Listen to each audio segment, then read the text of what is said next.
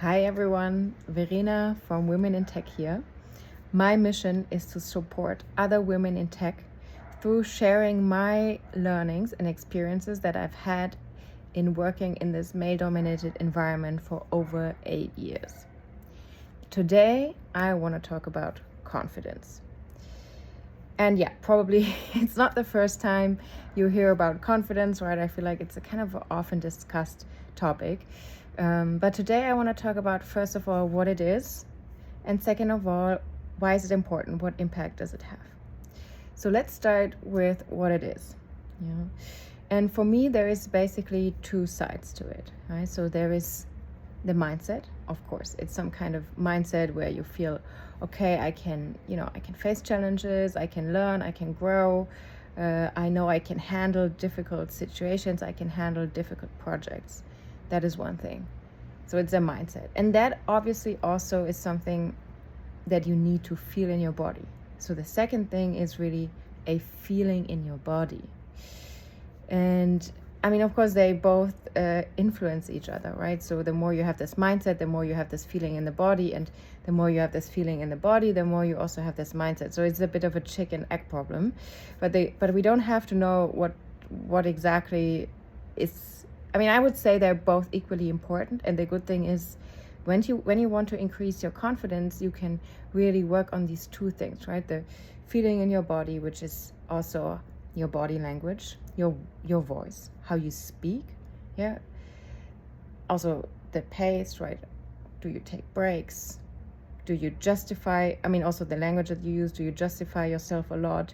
Do you use a lot of words that kind of hedge you in terms of like, I hope it makes sense, or does it make sense, or might or could be, right? Where you speak with not a lot of determination. So that's one thing. Yes, and basically, so your body language, right? How you hold yourself, right? Do you sit there with your shoulders kind of hanging forward, right, and your neck, head down, or do you actually sit with a straight spine, open chest, shoulders back, head or chin parallel to the floor? Yeah, and do you also physically take up space, right? So that also is, and that's something. So that's basically communicating to other people that you're confident, but also communicating it to yourself.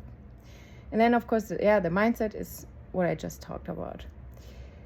Now let's come to the impact. Why is confidence important? Confidence is very important because it really impacts your behavior, how you behave in a environment, in a work environment, right? So if you believe in your abilities, if you trust that you can handle challenges, then yeah, you might, be proactive when it comes to taking on a stretch project, or you are also confident for advocating for your promotion. Yeah, but when you have a lot of self-doubt inside, you probably won't do that. So you would not put, also in terms of visibility, you would probably be less visible.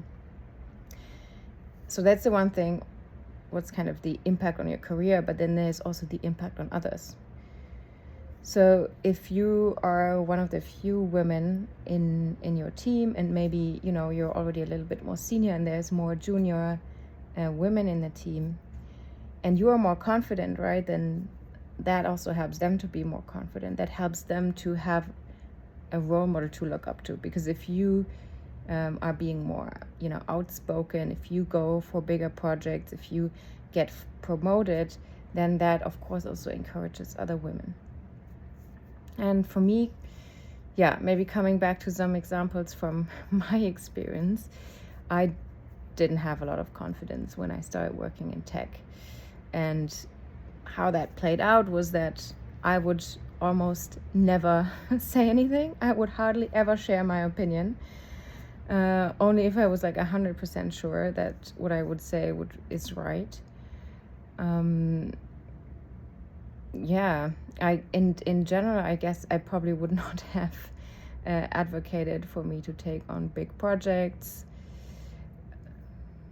And the other thing I wanted to share was that I usually, yeah, really took way too much time before I asked for help. Because whenever I wasn't understanding something or something didn't make sense to me, I was always assuming that it would be something that I was missing. It's something that I'm not getting. And then I was scared of asking because I didn't want to feel incompetent, or I didn't want to look incompetent. But actually, often turned out that when I asked, I sometimes might have found a bug, or, I was looking at code that wasn't relevant any longer, but then also was not explicitly marked as such.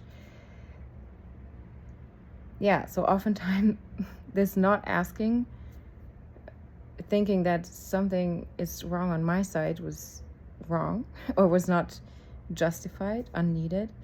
But it cost me a lot of time. Spent a lot of time not asking for help. Just because I was scared that I would ask a stupid question.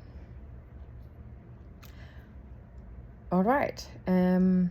Just wanted to give you this input. And, if you feel confident in your abilities, you've okay, well, even if I ask a stupid question, it doesn't say anything about my abilities or anything, which is the right attitude to have. It makes your life a lot easier and more enjoyable. All right, that's it for today. See you soon.